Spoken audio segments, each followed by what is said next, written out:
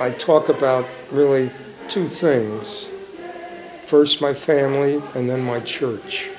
And what I find with this church is that it's my second family.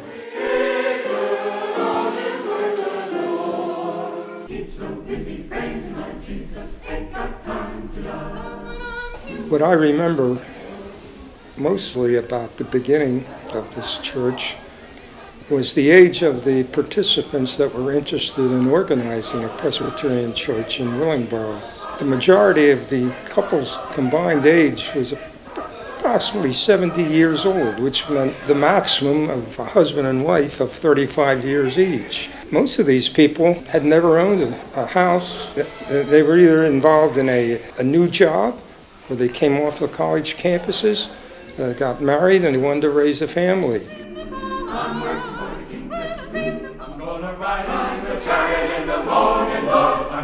At one point, there were 35 people moving in each week into the area. Every 16 minutes, he was completing the construction of a home. And then Levitt comes along and says in one of his ads, he is going to dedicate land to all the churches in Willingboro. A survey was created with the aid of Princeton Seminary students. They actually determined by going to house to find out whether there was an interest in not only the Presbyterian churches, but any church. Roughly, I guess, 60-some people signed up for the Presbyterian part.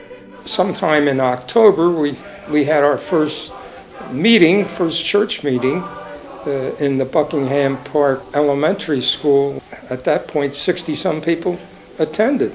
And about 2-3 weeks later, we found that there were some people interested in the Christian education program, resulting in about 35 children being registered and attending the service. Sometime in December of 1959, over 100 people petitioned the presbytery to organize a church. And finally, on February 14th, 1960, we had our charter day with 134 people signing as members.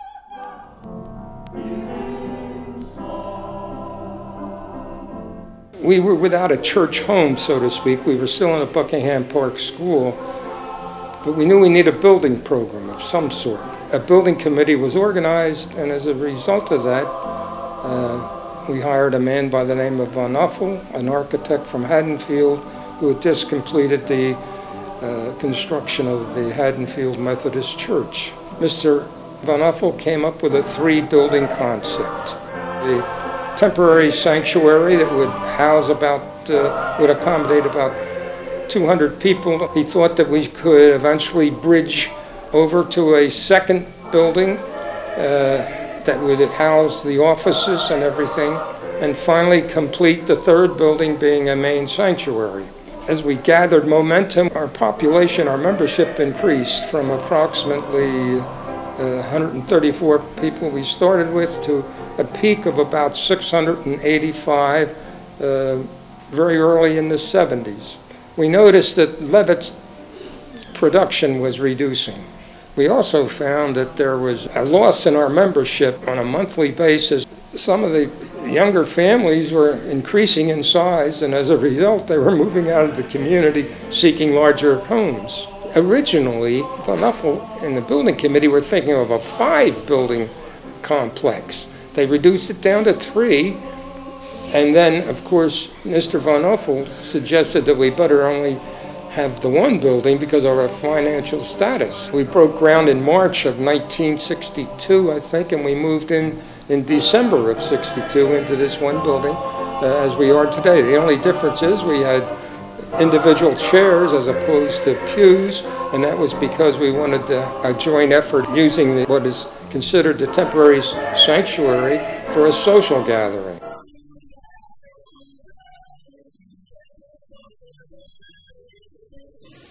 Trying to compare today's congregation and leadership with those of the earlier days, we're comparable, really. We've had a resurgence now of getting back to really the mission of the Presbyterian Church. Comparing it with today, with a smaller congregation, you will see that today's per capita is a lot higher than what the benevolence giving was in those days. And I just could never say that I would detach myself from the membership, regardless of where we moved.